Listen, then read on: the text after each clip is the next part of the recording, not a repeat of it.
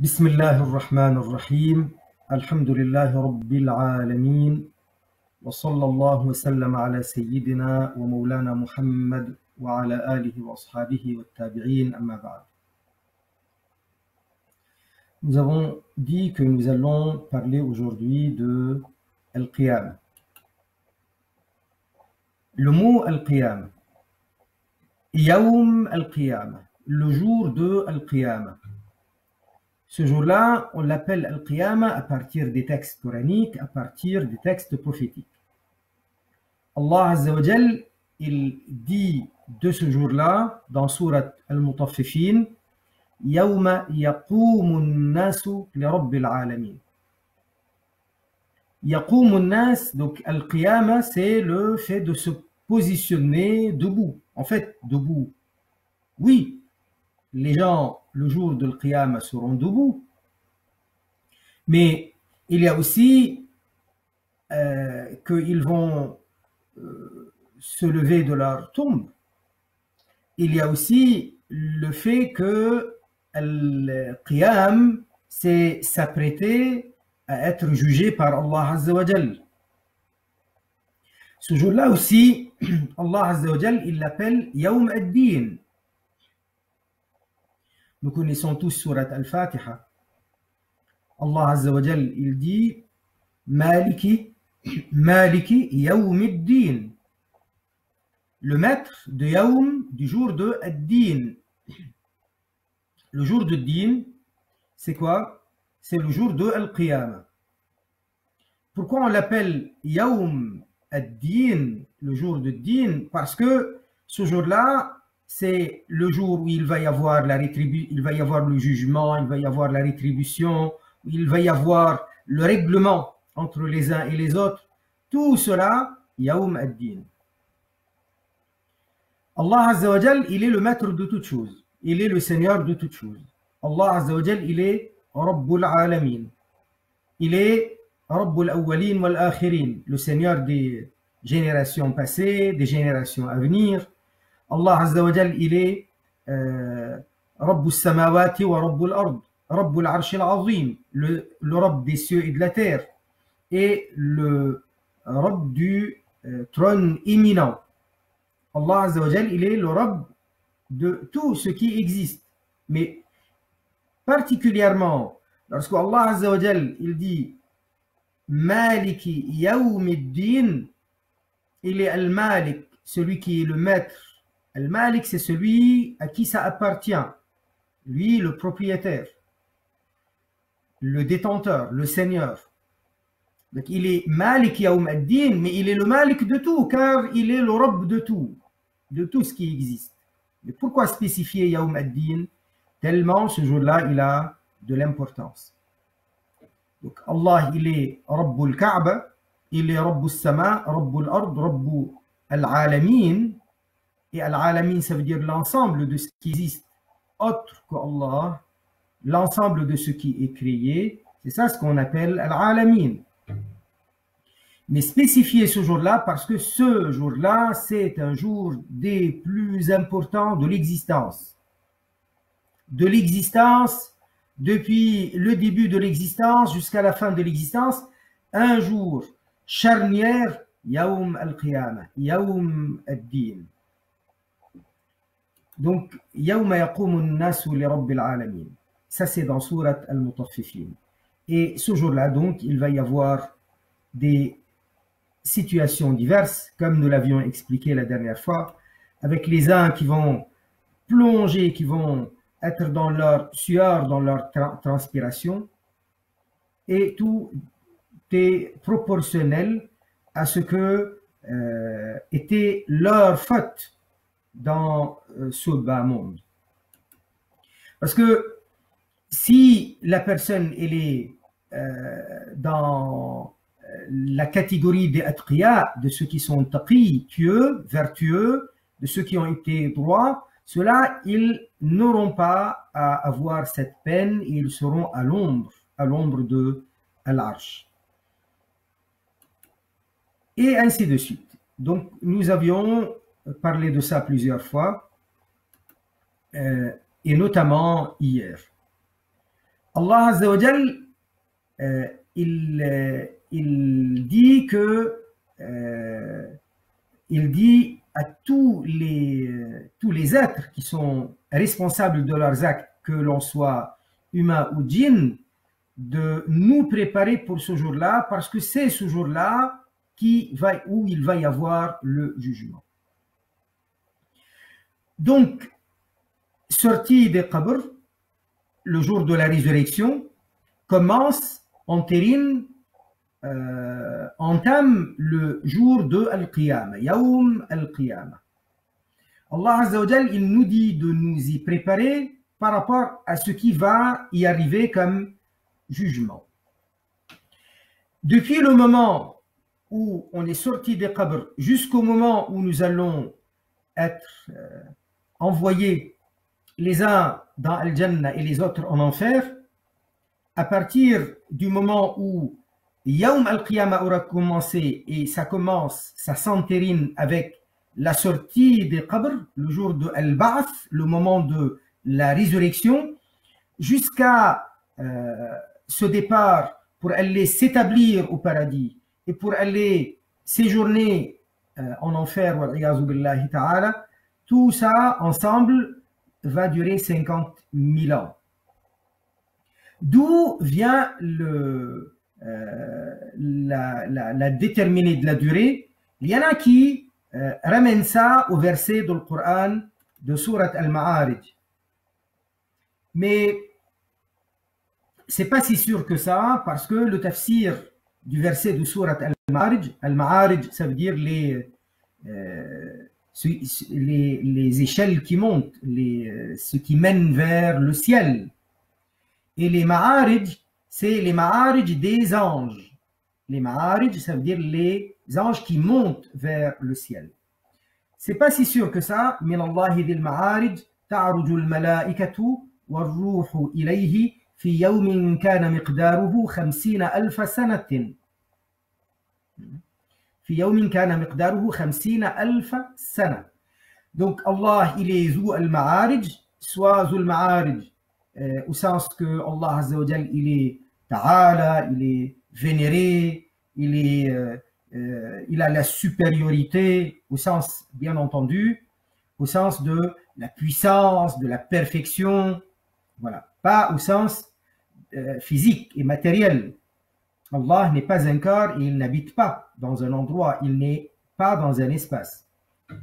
Ou alors dans le sens de Zul Ma'arij qui détient, qui est le maître, qu'il est le maître, le seigneur des Ma'arij. Ça veut dire ces chemins menant vers le ciel qu'empruntent les malaïkas. Et c'est pourquoi le verset dit aussi Ta'arujul malaïkatu war-ruhu ilayhi. Les anges et ar-ruh, l'esprit c'est Sayyiduna Jibril alayhi salam. Ilayhi, c'est pas à lui pour aller le rejoindre, wal-iyaazu billah, comme peuvent l'imaginer certains, et ça sera de tajissim, de l'ordre de restreindre Allah Azza wa Jal à un corps, à un physique, à une matière, le confinant dans un endroit ou dans beaucoup d'endroits. Allah n'est pas un corps, n'est pas une matière, n'est pas physique. Allah Azza wa Jal n'est pas dans un espace. Allah mawjoudun bila makan. Allah, il existe, il n'est pas dans un espace. Parce qu'il n'est pas un corps. Parce qu'il n'est pas une matière. Et parce que laysa kamithlihi shay, rien n'est tel que lui. Et parce que Allah Azza wa Jal, il dit de lui-même walam yakul lahu kufuwan ahad, et nul ne lui est égal. Allah Azza wa Jal, il est ahad. Ahad, le premier sens que donnent les linguistes tels que Al-Fayrouz Abadi dans Al-Qamus ou l'imam Az-Zabidi plutôt l'imam Az-Zabidi dans Taj al-Arous, le commentateur de Al-Qamus, il dit Al-Ahad alladhi laysa kamithlihi shay, celui qui n'a nul équivalent, n'a nul pareil à lui, rien n'est tel que lui, c'est ça. C'est-à-dire Al-Ahadiyya d'Allah, le fait qu'il est Al-Ahad, sa nuance avec Al-Wahid. Al-Wahid qui n'a pas de partenaire, qui n'a pas d'associé. Il n'y a pas de ilah hormis lui.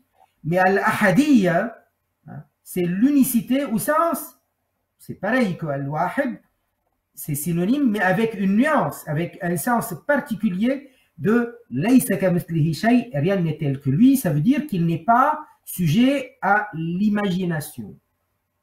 Il n'est pas sujet à la description. Il n'est pas sujet à la comparaison. Parce que pas matière, parce que pas physique. Tout ça dans Al-Ahadiyya, le fait qu'il est Al-Ahad, Rabbul Alamin. Donc, ta'aruju al-malaikatu wa ruhu ilayh. Les anges et l'esprit, qui est Jibril alayhi salam, ar-ruhul qudus. Ar-ruhul qudus, le Saint-Esprit, l'Esprit Saint, Jibril alayhi salam, ilayhi, ça veut dire, comme il dit l'imam al-Bayhaqi, ila haythu ja'alahu masaffan lahum. Ça veut dire, il a jusqu'à l'endroit qui est réservé pour eux. Ilayhi, donc, à l'endroit qu'il a ordonné pour eux. Parce qu'ils obéissent à ses ordres. Et parce que ce qu'ils font, c'est par rapport à cette obéissance et cette soumission. Ils sont des soldats d'Allah Azza wa Jal. Donc, ila haythu ja'alahu masaffan lahum. Hawla arshihi, autour de son trône. Et bien entendu, ça nous permet de parler de Al-Arsh. Al-Arsh existe réellement. Al-Arsh, le trône, existe pour de vrai. Il y a Al-Kursi en bas de l'Arsh. Al-Kursi, c'est un genre de repose-pied. Mais Allah Azza wa Jal n'est pas un corps avec des pieds ou des bras ou une tête ou un buste ou autre.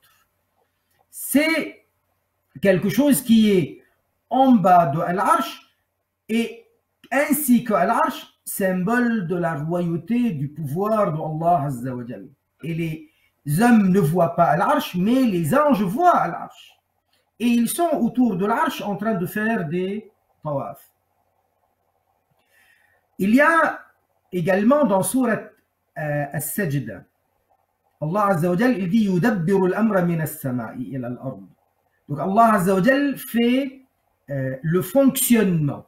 Il ordonne le fonctionnement du ciel et de la terre. Donc yudabbiru al-amra min as-sama'i ila al-ard. Donc il fait fonctionner les choses de l'existence et ça descend du ciel jusqu'à la terre. Min as-sama'i ila al-ard. C'est parce que le tadbir de Rabbul Alamin, Allah Azza wa Jal, il assure le fonctionnement comme il le dit avec les anges. Les anges descendent du ciel et la terre. C'est pas que Allah, lui, il est au ciel et il est en train de diriger pour envoyer ses ordres à la terre. Yudabbiru al-amra. Donc il assure le fonctionnement de l'existence. Min as-sama'i ila al-ard. Donc depuis le ciel jusqu'à la terre, les anges descendent du ciel jusqu'à la terre. Thumma ya'ruju ilayhi fi yawmin kana miqdaruhu alf sanatin mimma ta'uddun. Donc ensuite les anges remontent. Ensuite les anges remontent à l'endroit que Allah leur a ordonné. Ilayhi, ça veut dire jusqu'à l'endroit. Il a l'endroit ordonné par Allah, assuré par Allah. Fi yawmin kana miqdaruhu alf sana, dans un jour qui dure 1000 ans, mimma ta'uddun, de ce que vous pouvez compter. Ça veut dire que si vous étiez amené à faire ce voyage, ça vous prendra 1000 ans. Et ce qui est dans Al-Ma'arij, d'après les ulama aussi, d'après certains ulama de tafsir, si vous étiez amené à faire ce voyage qu'ils font, entre monter, descendre, remonter ou descendre, ça vous prendra 50 000 ans. Mais il y a des ahadiths sharifa, des ahadiths nabawiya, qui nous expliquent que Yawm al-Qiyamah, c'est 50 000 ans. D'ailleurs, on rapporte de certains tabi'in que l'interprétation de Surat al-Ma'arij, ça parle de Yawm al-Qiyamah, que les 50 000 ans cités dans Surat al-Ma'arij, ça parle de Yawm al-Qiyamah. Mais d'autres disent non, c'est pas ce tafsir. En tout cas, il y a plein de hadiths qui le disent clairement que Yawm al-Qiyamah durera 50 000 ans. Mais les 50 000 ans, comment on va les vivre? الرسول صلى الله عليه وسلم il dit يوم القيامة على المؤمنين كقدر ما بين الظهر والعصر. يوم القيامة pour les croyants accomplis, les mu'minin, vraiment mu'minin au sens parfait du terme, au sens accompli du terme, كقدر ما بين الظهر والعصر. C'est comme ce qu'il y a entre le dhuhr et le asr. Comme entre les deux salats, le temps de dhuhr jusqu'au asr. Donc ils ne le ressentent pas comme 50 000 ans. Ils le ressentent comme quelque chose de léger. An-Nabi alayhi salatu salam, il dit que les tourments de Yawm al-Qiyamah, c'est pour ceux qui sont condamnés, pas ceux qui sont croyants accomplis. Ceux qui méritent le châtiment, parce que même ceux qui méritent le châtiment, certains d'entre eux vont en être épargnés. Il y a des croyants que Allah Azza wa Jal, il condamne à l'enfer, mais grâce à la shafa'a, ils vont en être épargnés. Et il y en a qui vont en être épargnés même avant. Ça, c'est par rapport à des croyants, soit par rapport à la shafa'a, comme on vient de le dire, l'intercession, soit par rapport à autre chose. Al-Rasoul alayhi salatu wassalam, il dit, et ça c'est un hadith que rapporte l'imam al-Bayhaqi, il dit يخفف على المؤمن حتى يكون عليه كالصلاة المكتوبة. Allah allège cette durée pour le mu'min, allège pour le croyant accompli, jusqu'à ce que ce soit pour lui comme as-salat al-maktuba, comme la prière obligatoire qu'on accomplit. Et d'ailleurs, la prière accomplie, la prière obligatoire que l'on accomplit, si c'est quelqu'un qui est croyant accompli, quelqu'un qui est bon mu'min au sens de la piété, des vertus, de la justice, eh bien, il se sent à l'aise dans la sérénité de as-salat. Rappelez-vous, entre parenthèses, ce que An-Nabi alayhi salatu wassalam disait à Sayyiduna Bilal quand il l'invitait à donner al-adhan pour se permettre de faire as-salat. Il lui disait Arihna biha ya Bilal. Arihna biha ya Bilal, ça veut dire donne-nous le repos, le calme, la sérénité par elle, par la salat, par la prière, ya Bilal. Ça veut dire que lorsque nous allons faire as-salat, nous allons gagner al-raha. Ça veut dire le repos, la sérénité, le calme. Et ça, c'est l'état de celui qui est mu'min accompli. Quand An-Nabi alayhi salatu wassalam, il dit yukhaffafu ala al-mu'min, ça sera allégé pour le croyant, au point que ça sera pour lui comme une salat obligatoire. Ça veut dire le temps il est court, mais c'est un moment agréable aussi pour le mu'min accompli. Pendant que, à côté, il y a des mécréants, des grands pécheurs qui en souffrent. Tellement le kafir, il va en souffrir parce que l'attente, elle est longue. Déjà 50 000 ans, c'est très long. Et en plus, il va le ressentir davantage pénible à cause de ce qu'il va subir ce jour-là, la transpiration, le soleil.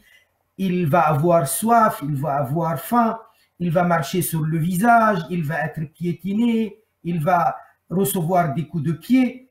Tout ça, et puis après, tout ça c'est avant d'être jugé encore.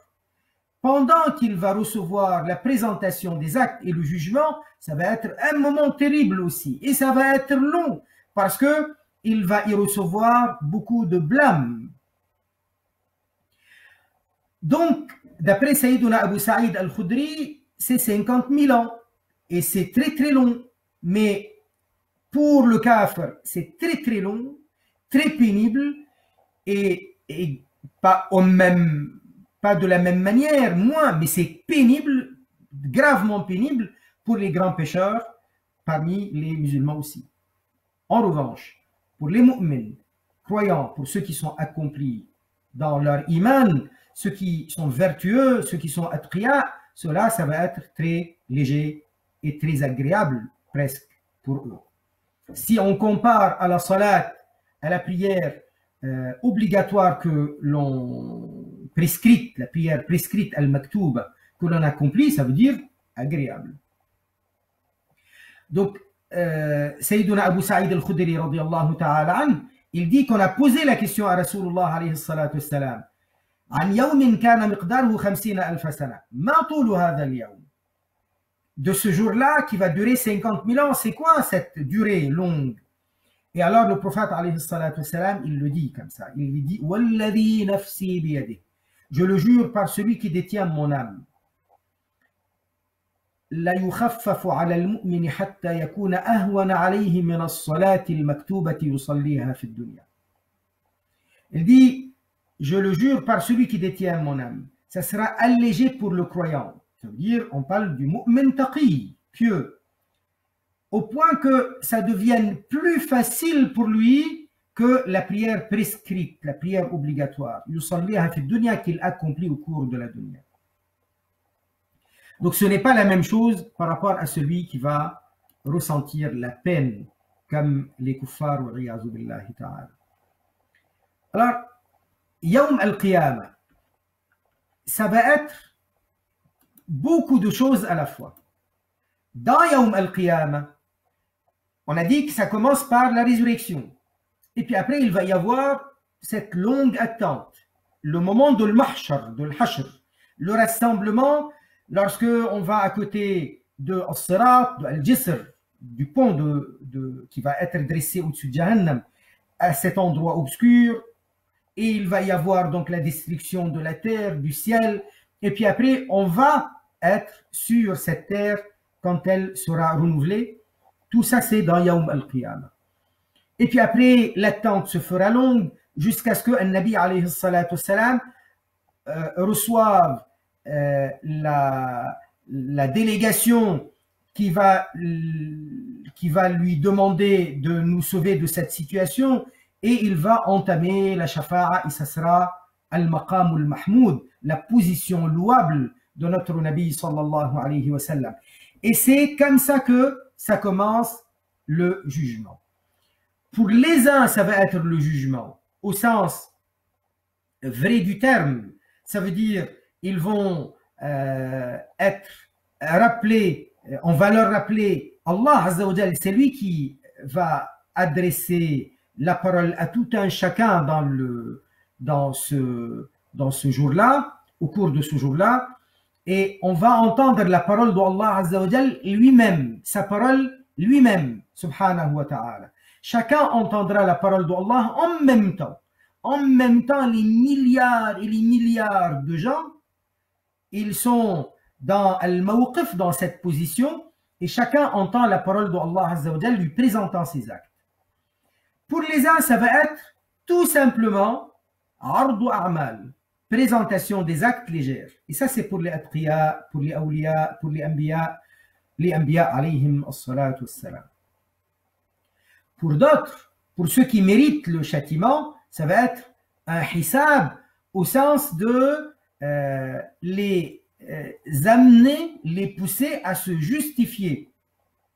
Justifier pourquoi vous avez fait ceci, pourquoi vous avez fait cela, pourquoi vous avez manqué ceci ou cela.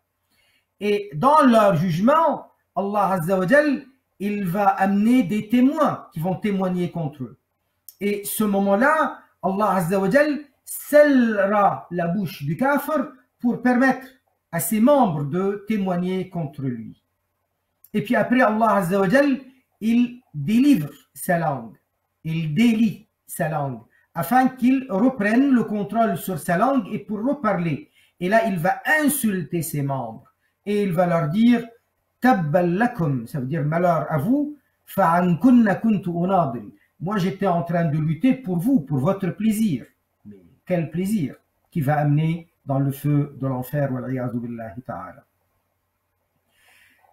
Alors, pendant ce moment-là, il y a le kafir qui va tellement être peiné par la peur de ce qui va lui arriver, parce qu'il le sait déjà. Depuis le moment où il est mort, depuis le moment où il a franchi le seuil et il est allé, donc il est mort, il sait qu'il est condamné. Le châtiment de la tombe et au moment où il est ressuscité, tout ça, c'est des moments, des périodes où il a vu qu'il est condamné. Mais malgré ça, le mushrik, il va jurer qu'il n'était pas mushrik. D'ailleurs, dans le Coran al-Karim, Allah Azza wa Jal, il dit qu'ils vont dire Wallahi Rabbina ma kunna mushrikin. Vous imaginez lorsque le kafir qui sait qu'il est condamné, depuis qu'il est mort, il le sait, et chaque jour qui viendra, il sait davantage qu'il est condamné. Et même après le châtiment de l'qabr, de la tombe, lorsque son ruh, son âme, quitte la tombe, elle va dans la 7e terre, là où elle peut voir Jahannam wal-iyadhu billah. Donc tout ça, c'est des certitudes pour lui. Et dans Al-Hisab, il va dire, les mushrikines, ils vont dire Wallahi Rabbina, par Allah, notre Seigneur, nous n'étions pas mushrikines. Parce que l'être humain reste l'être humain avec ses peurs, ses inquiétudes et ses espoirs aussi. Donc, Allah Azza wa Jal amènera les témoins. Il amènera autre encore que cela. Et il va y avoir aussi la confrontation des uns et des autres. Les uns en face des autres. Les antagonistes. Ceux qui avaient des problèmes les uns avec les autres. Les adversaires. Allah Azza wa Jal yahkumu baynakum. Il va juger, il va arbitrer entre vous. Tout ça, ça sera aussi au jour de Al-Qiyamah. Le moment de Al-Hisab, Sayyida Aïcha radiallahu ta'ala anha, quand elle a entendu le prophète alayhi salatu wassalam parler de gens qui entreront dans Al-Jannah sans Hisab. Et en même temps, on sait que tout le monde va avoir un Hisab. Alors, il lui fait la nuance entre les deux sortes de Hisab. Il y a un Hisab au sens amener la personne à se justifier. Et il y a un Hisab au sens la présentation des actes, pas plus. La présentation des actes, pas plus, ça c'est pour les Atqiya, pour les Awliya, et bien entendu pour les Anbiya. Ça va être honorifique. Et leur Hisab, ça va être rapide. De toute façon, le Hisab de tous est rapide. Relativement aux actes, le Hisab de Rabbul Alamin, il est rapide. Mais qu'est-ce qui fait qu'il est plus rapide et particulièrement rapide, aisé, c'est par rapport à quelqu'un qui était taqi. Et quelqu'un qui a vécu beaucoup moins et qui a fait dans la vie beaucoup moins de choses, qui a vécu peut-être 20 ans, pas plus, ou 30 ans, ou 40 ans, en comparaison avec quelqu'un qui a été taqi et qui a été accompli, vertueux, qui a vécu peut-être des siècles et des siècles, son hisab va être léger, rapide et aisé. Il entend la parole d'Allah, lui présentant les actes, et chacun, il entend et il comprend convenablement, conformément à ce qu'il, proportionnellement à son état, à sa situation. Est-ce quelqu'un qui est bien? Donc à ce moment-là, il va entendre et il va comprendre ce qui va l'apaiser, ce qui va le féliciter. Même pour les Atqiya, il va y avoir aussi un appel à témoins. Mais cette fois-ci, l'appel à témoins, c'est pour donner de l'honneur, pour que les gens entendent parler de leurs bonnes actions. Il y a des actions que certains cachent, que les gens ne connaissent pas. Eh bien, Allah Azza wa Jal montre ça au grand public pour que ce soit davantage d'honneur pour cela. Et en contrepartie, par rapport aux mécréants ou par rapport à ceux qui sont condamnés, parmi les grands pécheurs, ceux qui faisaient des scandales, eh bien ça va être un scandale, qui faisait des scandales pour les gens dans cette vie, qui faisait du tort aux gens, eh bien ça va être un scandale pour eux, Yawm al-Qiyamah. On sait que An-Nabi alayhi salatu salam, nous savons que An-Nabi alayhi salatu salam, il dit وَمَنْ سَتَرَ مُؤْمِنًا سَتَرَهُ اللَّهُ يَوْمَ الْقِيَامَةِ سَتَرَهُ اللَّهُ فِي الدُّنْيَا وَالْآخِرَةِ. Donc Allah Azza wa Jal, il promet, d'après le hadith de Nabi alayhi salatu wassalam, que celui qui couvre l'intimité d'un mu'min, eh bien Allah Azza wa Jal couvre son intimité, ça veut dire il le protège des scandales dans cette vie et dans l'au-delà. C'est-à-dire que même s'il a commis des péchés, étant donné que son attitude dans la dunya était de ne pas faire des scandales aux gens, de couvrir leur intimité, de protéger leur dignité, eh bien sa dignité sera sauve au jour dernier et Allah Azza wa Jal ne permet pas qu'on lui fasse de scandale. Le jour de Al-Qiyamah, ça va être aussi le jour où les uns et les autres s'accrochent parce que chacun il veut gagner pour Al-Akhirah, pour gagner le paradis, gagner davantage de récompenses, avec quoi il va pouvoir entrer dans Al-Jannah. Ce qui va compter, ce n'est pas la monnaie de nos jours, ce n'est pas les demeures et le matériel de nos jours. Voilà quelqu'un qui a volé du matériel des gens de nos jours, il a volé de l'argent, il même s'est accaparé injustement de leurs biens. Yawm al-Qiyamah, son adversaire, il ne va pas lui réclamer la maison, il ne va pas lui réclamer un tapis, il ne va pas lui réclamer à manger, il va réclamer son dû, mais comment? Les bonnes actions de celui qui était son oppresseur, c'est ça qui va combler, c'est ça qui va satisfaire sa demande. Al-Rasoul alayhi salatu wassalam, il dit aux Sahaba radiallahu anhum, savez-vous qui est Al-Muflis? Ça veut dire celui qui est en faillite. Ils lui ont dit à Rasoul Allah, Al-Muflis pour nous, celui qui est en faillite, c'est celui qui a perdu ses affaires, donc son bien, il n'a plus d'argent, ni pièce en or, ni pièce d'argent. Il leur a dit, alayhi salatu wassalam, Al-Muflis yawm al-Qiyamah, celui qui est en faillite le jour dernier, et celui qui arrive yawm al-Qiyamah avec des salats, zakat, hajj, siyam, etc., de bonnes actions, mais en parallèle, il a dit du mal d'un tel, il a insulté un autre, il a frappé l'un, il a pris les biens d'un autre, il a peut-être fait écouler le sang d'un autre, ou il a tué carrément. Donc ses adversaires, ses victimes, viennent lui réclamer leur dû, Yawm al-Qiyamah. Comment il va leur rendre ce qu'il leur doit? Eh bien, c'est avec ses bonnes actions. Ses salats, ses jours de jeûne, ses sadaqas, zakat, etc. Jusqu'à ce que son solde soit épuisé. Et à ce moment-là, ces victimes réclament davantage parce que leur dû n'est pas encore rendu. Eh bien, comment il n'a plus de bonnes actions à leur donner?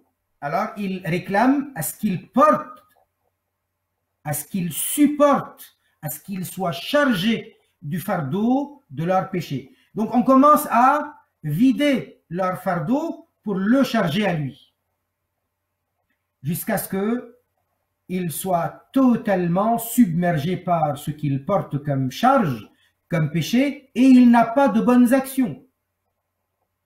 Ces bonnes actions, il les a données. Il était obligé de les donner aux autres. Eh bien, Allah Azza wa Jal ordonne aux anges de le jeter en enfer. En même temps, il y a aussi des gens qui vont recevoir la shafa'a, l'intercession de Rasoul alayhi salatu wassalam, et parfois l'intercession d'anges, et parfois l'intercession de certains grands savants, ou parfois l'intercession de saints, parfois l'intercession des shahids, les martyrs de guerre, ou l'intercession d'un enfant en bas âge. Bref, il y a plusieurs qui peuvent intercéder. En même temps, il y en a qui vont se pardonner. Dans un hadith, le prophète, alayhi salatu wassalam, il parle d'une situation, d'une catégorie de gens. Ce sont des adversaires, chacun réclame à l'autre un dû. Et ils n'arrivent pas à se départager. Alors Allah Azza wa Jal, il leur dit, regardez dans une direction, ils regardent dans une direction, ils voient des palais somptueux, mais avec un luxe, avec une beauté, avec une magnificence, avec des lumières du jamais vu. Et c'est quelque chose qui est subjugant. Ils vont dire, Ya Rab, mais c'est pour quel prophète, pour quel shahid, pour quel wali? Il va leur dire, c'est pour celui qui donne le prix. Quel prix? Pardonnez-vous, et ça sera le prix. Ils se pardonnent, ils se tiennent par la main et ils entrent dans Al-Jannah. Les situations sont diverses. Le moment de l'Qiyamah aussi, ça sera le moment où il va être dressé. Allah Azza wa Jal ordonne de dresser Al-Mizan, la balance. Al-Mizan, la balance, c'est comme la balance de la vie d'ici-bas. C'est comme celle qu'on représente pour parler de la justice sur les tribunaux, etc. Eh bien, avec de la même manière, donc, il y a plateau, il y a support, voilà. Et les deux anges qui s'occupent de peser les actes sont Jibril alayhi salam et Mikaïl alayhi salam. Et c'est une balance énorme, immense, très très grande. Et dans un plateau, al-kiffa, une kiffa pour les bonnes actions, un plateau pour les bonnes actions, et une autre kiffa, un autre plateau pour les mauvaises actions. Bien sûr, le kafir, il n'aura rien pour la kiffa, pour le plateau des bonnes actions, parce qu'on n'accepte pas de lui les actions. Donc, il y a ces situations-là où on a le plateau des bonnes actions qui penche et le plateau des mauvaises actions qui penche. Et il y a aussi la situation où les deux sont à égalité. Ceux qui auront les deux plateaux à égalité iront dans les A'raf, les murailles autour du paradis, un certain temps avant d'intégrer le paradis, dans Al-Jannah. Donc tout ça, c'est dans Al-Qiyamah. Et le jour de Al-Qiyamah aussi, par rapport à cela, une fois que les actes ont été pesés, c'est-à-dire il y a eu la présentation des actes, le jugement, les témoignages, les confrontations, et puis après il va y avoir, en plus de cela, la pesée des actes sur la balance, pour montrer à l'être humain, à la personne, à quel point la justice de Rabbul Alamin est infaillible, elle est parfaite. Et Allah qui sait tout, absolument tout, peut, s'il veut, mettre directement ceux qui sont destinés au paradis, directement au paradis, et ceux qui sont destinés à l'enfer, directement à l'enfer. Qui va dire à Allah, non, tu fais pas? Personne ne va pouvoir dire quoi que ce soit de ce genre à Allah Azza wa Jal. Mais Allah, il nous montre sa justice. Et une fois les actes pesés, une fois donc l'affaire est réglée, on va recevoir le livre. Certains vont recevoir le livre de la main droite par devant. Allah Azza wa Jal, il dit فَأَمَّا مَنْ أُوتِيَ كِتَابَهُ بِيَمِينِهِ, celui qui va recevoir son livre de sa main droite.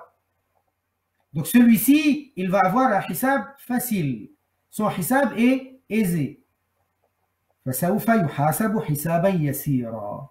Le hisab est facile, aisé. Alors, celui qui est condamné, il va recevoir son hisab de sa main gauche, hein, par derrière. Il ne va pas regarder, il ne va pas oser regarder. Tout ça, c'est Yawm al-Qiyamah. Et même après cela, la condamnation, donc, elle est tombée. Il peut y avoir une shafa'a qui sauve la personne. Et il peut y avoir aussi quelque chose qui est similaire à la shafa'a, qu'Allah Azza wa Jal accepte et ça délivre la personne de la condamnation. Mais ça, c'est réservé à ceux qui ont été musulmans, croyants, de toutes les communautés, depuis Adam alayhi salam. Et parmi donc ces situations, An-Nabi alayhi salatu salam décrit le cas de quelqu'un qui, après le jugement et après la présentation des actes, et donc il est envoyé en enfer avec les anges et il n'arrête pas de regarder vers l'arrière. Et Allah Azza wa Jal qui lui fait savoir, donc qui lui dit, y a-t-il une bonne action que tu avais accomplie qui n'est pas comptée? Il va dire non. Y a-t-il une mauvaise action qu'on a comptée de trop? Il va dire non. Mais il va dire, Ya Rab, j'ai toujours pensé au fond de moi que j'allais être pardonné. Donc j'avais un grand espoir dans ta clémence, dans ta rahma, Ya Rabbul Alamin. Ya Rabbal Alamin. Et rien que ça, ça va sauver cette personne. Il y a des catégories de gens qui vont être sauvés par rapport à ça. Il y a un hadith Qudsi. An-Nabi alayhi salatu salam, il dit Ana inda husni dhanni abdi bi. Moi, vous allez trouver que je corresponds à la bonne pensée que vous avez de moi, que la personne aura de moi. Tout ça, c'est Yawm al-Qiyamah. Sayyiduna Anas ibn Malik radiyallahu ta'ala, il dit à Rasulallah, alayhi salatu salam, comment pouvoir te trouver Yawm al-Qiyamah? Nous allons nous séparer. La mort va nous séparer. Et on va être présenté au jugement Yawm al-Qiyamah. Chacun aura des choses et des occupations. Et moi, certainement. Et toi, tu vas être occupé par tes occupations. Comment te trouver? J'aurais envie de te voir, Ya Rasulallah. Et Rasulallah, alayhi salatu salam, lui dit, tu me trouveras à côté de Al-Hawd. Al-Hawd, le bassin. Il lui dit, ici, je ne t'y trouve pas. Peut-être tu es occupé ailleurs. Et lui dit, tu me trouveras à côté de l'Mizan, la balance, en train d'aider. À côté de... Ou alors, il lui dit, ici, je ne t'y trouve pas. Il lui dit, tu me trouveras à côté de As-Sirat, en train d'aider les gens à passer sur As-Sirat. Sayyiduna Anas, radiyallahu ta'ala an, il cherchait un rendez-vous avec Rasulullah, alayhi salatu salam. Dans Yawm al-Qiyamah, il y a Al-Hawd, le bassin. Dans Yawm al-Qiyamah, il va y avoir la traversée de As-Sirat. La majorité des ulama considèrent que Al-Hawd, le bassin, et les Hawd, les bassins de tous les prophètes, sont après la traversée du pont. Certains disent non avant, mais majoritairement ils disent après. Alors, il y a un hadith où le prophète alayhi salatu wassalam parle de gens qui viennent pour boire et ils seront repoussés par les anges. Alors, certains pensent, à partir de là, certains ulama, je ne parle pas de moi, ce n'est pas à nous, c'est les ulama qui donnent le tafsir des hadiths, disent donc, a priori, c'est avant.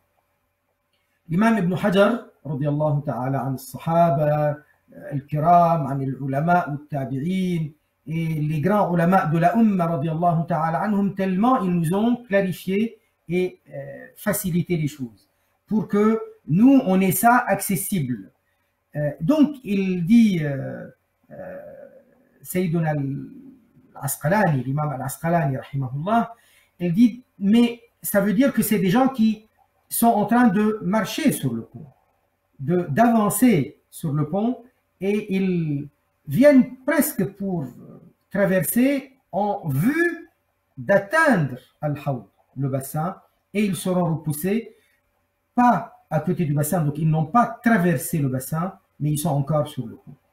Tout ça, c'est pour parler de Yawm al-Qiyamah. Et Allah Azza wa Jal nous met en garde et il nous ordonne de nous y préparer. Allah Azza wa Jal, il dit Ya ayyuhan nas, ittaqu rabbakum inna zalzalata as-sa'ati shay'un 'azim. Ô vous les humains, ittaqu rabbakum. Craignez pieusement votre Seigneur. Ça veut dire protégez-vous avec la piété contre le châtiment de votre Seigneur. Inna zalzalata as-sa'ati shay'un 'azim. Les secousses du jour dernier, c'est quelque chose de terrible, imminent, grave. يَوْمَ تَرَوْنَهَا تَذْهَلُ كُلُّ مُرْضِعَةٍ عَمَّا أَرْضَعَتْ. Ce jour où vous allez la voir, que chaque maman qui allaite, elle va être préoccupée, elle va oublier le bébé qu'elle est en train d'allaiter.